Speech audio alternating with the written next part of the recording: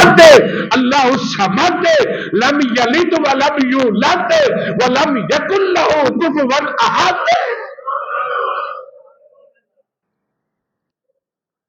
اللہ سے دعا ہے اللہ عمل کرنے کی توفیق عطا فرمائے۔ میرے بھائیوں،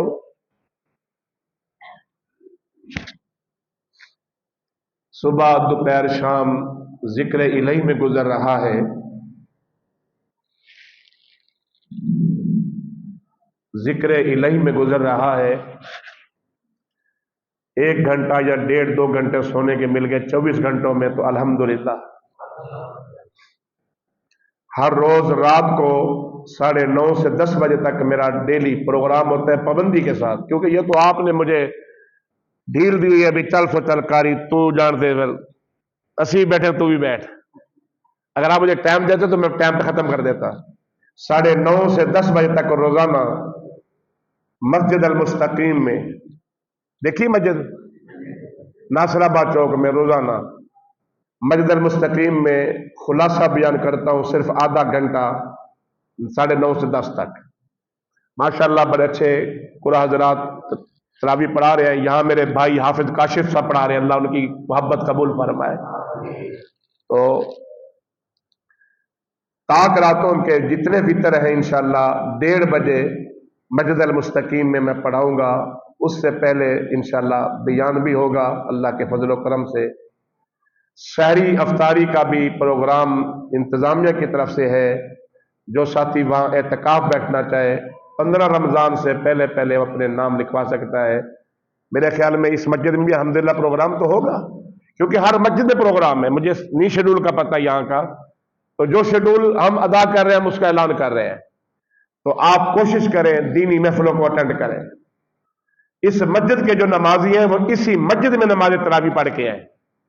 میں ان کو یہ نہیں کہوں گا مستقیم میں نہیں، اس مسجد کو آباد کرو، تراویح پڑھ، اگر بیان ہوتا ہے تو یہاں بیٹھ جاؤ، اگر یہاں خلاصہ ہوتا ہے تو ٹھیک ہے، نہیں تو آپ تشریف لائے۔ روزانہ 9:30 سے 10 بجے تک بیان ہوگا، پھر آخری عشرے میں انشاءاللہ تعالی یہ نماز تراویح نفلوں کے بعد مختصر بیان، خلاصہ، دعا، اہل فلسطین کے لیے دعا، وطر بھی پڑھائیں گے۔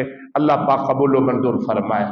میں نے آپ کے سامنے مسجد کی فضیلت بیان کی، مسجد کی دیکھ بھال کی عظمت بیان کی، مسجد سے جو محبت کرتے ہیں اس کی میں نے حدیثیں بیان کی، پھر میں نے نماز کی آپ کو تلقین کی، پھر میں نے اخلاق کے بارے میں آپ کو بتایا کہ اپنے اخلاق وسیع کرو، دائرہ وسیع کرو، اپنے چہرے پہ خندہ پیشانی لے آؤ اور محبت سے لوگوں سے ملو۔ کسی مکتبہ فکر کا ہے، خصوصاً جب میرا درس آپ کی مسجد میں ہونا، آپ بھلے کسی کو، مرزائیوں کو بھی دعوت دو، قادیانیوں کو بھی، ہندوؤں کو بھی، شیعوں کو بھی، سب کو دعوت دو۔ آئے، اللہ کے فضل و کرم سے ان کے انشاءاللہ دل تشفی ہوگی، بیان کریں گے۔ آپ اہل سنت جو بند اہل حدیث اس فرقہ واریت کو ختم کرے، یہ اللہ کا گھر ہے، ہم ہر کلمہ پڑھنے والے کو بلائیں گے انشاءاللہ تعالی، ہم ہر کلمہ پڑھنے والے کو بلائیں گے انشاءاللہ تعالی۔ دعوت دے، آپ اس پروگرام کو بند نہ کریں، صرف رمضان کی حد تک نہیں، یہ ماہانہ پروگرام چلائیں، صرف میرا نہیں، مختلف خطیبوں کا ٹائم لے، اور جس خطیب کو دیکھو کہ یا لوگوں کو بات سمجھانے میں ماشاءاللہ اللہ کی اس پر توفیق ہے، اللہ کا فضل ہے، اسے 2 دفعہ ٹائم دے دو مہینے میں، تاکہ لوگوں کو توحید کی سمجھ آ جائے۔ مین جو پوائنٹ ہے وہ توحید کا ہے، مین مسئلہ توحید کا ہے، مین عقیدہ توحید کا ہے، کیونکہ علم پڑھیا اشراف نہ ہوون جڑے ہوون اصل کمینے، پتل کدی سونا نہیں بندا، اوے جڑیے لال نگینے، شوم کدی سخی نہیں ہوتا، اوے ہوون لکھ خزینے، اور بھلیا بغیر توحید نہیں جنت ملدی، اوے مریے وچ مدینے، بغیر توحید کے مدینے میں موت آ جائے نجات نہیں ہے۔ لیکن توحید بیان کس طرح کرنی ہے؟ جس طرح قرآن بیان کرتا ہے، اپنی طرف سے الفاظ نہیں، قرآن پر، قرآن کا ترجمہ کر، انشاءاللہ دیکھ پھر قرآن کی بہاریں اللہ لوگوں کو جوک در جوک لائے گا اور توحید کا رنگ ان پہ چڑھائے گا انشاءاللہ۔ بات ہے اب فطرانے کے متعلق۔ بعض لوگ عید والے دن تلاش کر رہے ہوتے ہیں جی فطرانہ کس کو دے، بعض لوگ فون کر رہے ہوتے ہیں جس کو انہوں نے دینا ہے، جی اب تھوڑا حصہ رکھ دیتا ہے فطرانے دا، جب چکر لگے تے لے جانا۔ یعنی کہ بعض لوگ کسی اور صورت میں کپڑوں کی صورت میں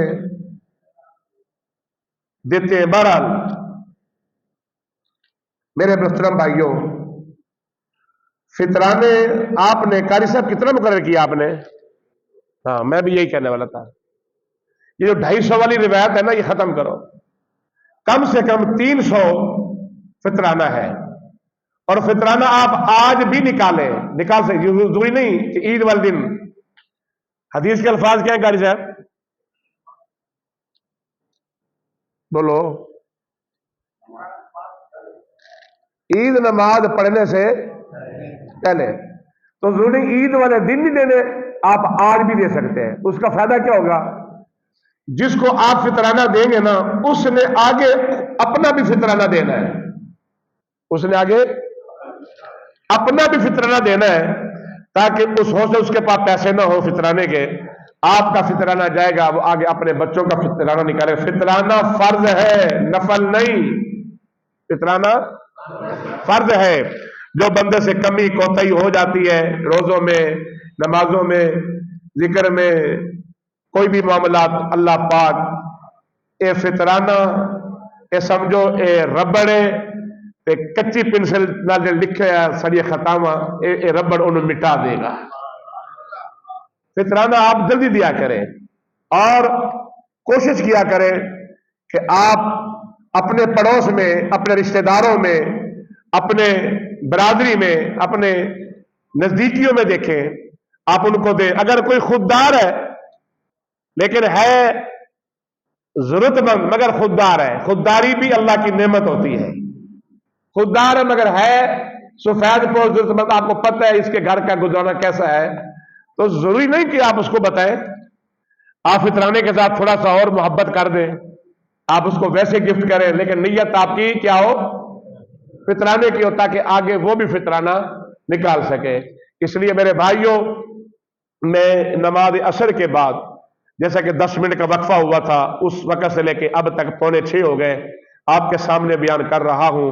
تو آپ سے گزارش یہ ہے کہ آپ اپنے معاملات کی اصلاح کریں. قطع رحمی کو بالکل ہی آپ اس کو صلہ رحمی میں بدلیں. اور جس بھائی نے خصوصاً جس بھائی کا لین دین لٹکا ہوا ہے نا، وہ اپنے معاملات کو کلیئر کرے. یاد رکھیں قرضہ شہید کو بھی معاف نہیں ہے. اور یاد رکھیں رحمت کائنات جناب محمد صلی اللہ علیہ وسلم نے کیا فرمایا کہ قرضہ جب تک اس کی طرف سے ادا نہ کیا جائے گا تو وہ سمجھے معاملہ اللہ اور اس بندے کے درمیان کیا ہے؟ لٹکا رہے گا. یہ مرنے سے پہلے ادا کرو، اور موت کی خبر ہے پتہ کب آ جائے. دوسری بات، روزہ اس لیے فرض ہے کہ تاکہ تم تقوی والے بن جاؤ. کیا بن جاؤ؟ تقوی کسے کہتے ہیں؟ پرہیزگاری کسے کہتے ہیں؟ میرے بھائیوں، روزہ بہت بڑی عبادت ہے جس کا ثواب اللہ کے علاوہ اور کسی کو علم، فرشتوں کو علم، بولو فرشتوں کو علم نہیں، کسی کو علم ہے ہی نہیں. اگر ہے تو بتائے. نبی پاک نے بتایا جب رب نے نہیں بتایا، جب رب نے نہیں بتایا. ایسا ثواب ہے رب نے نبی کو نہیں بتایا. اللہ فرماتے ہیں روزے کا اتنا ثواب ہے میں خود دوں گا. روزے دار سبحان اللہ کہہ دے، ایک بار اونچی کہہ دے، میں خود دوں گا. تو میرے بھائیوں، روزہ فرض ہے. روزہ نہ کسی کو معاف ہے، روزہ نہ کوئی چھوڑ سکتا ہے. چھوڑنے والا اگر ایک روزہ چھوڑے گا، ساری زندگی اس کے بدلے میں روزہ رکھتا رہے، ساری زندگی کائنات کے نبی فرماتے ہیں وہ اس چھوڑے ہوئے روزے کی کمی کو پورا نہیں کر سکتا. اللہ پھر کہہ دے اللہ اکبر. ہم بڑی آسانی سے روزہ چھوڑ دیتے ہیں. یہ شوگر ہے جی، جب میٹھے چاول کھانے ہو تو شوگر کتنے جانی تیری؟ امبا بھی موسم میں پلیٹا ختم کر جانے وہ تو شوگر کتنے جانے نہیں جی. پھر وہ میں انسولین لگا لیتا ہوں، میں فلانی چیز لگا لیتا ہوں، میں گولی کھا لیتا ہوں. اور میرے بھائی یقین کیجئے जो रोजेदार बैठे हैं ना, इनसे पूछिए, यकीन कीजिए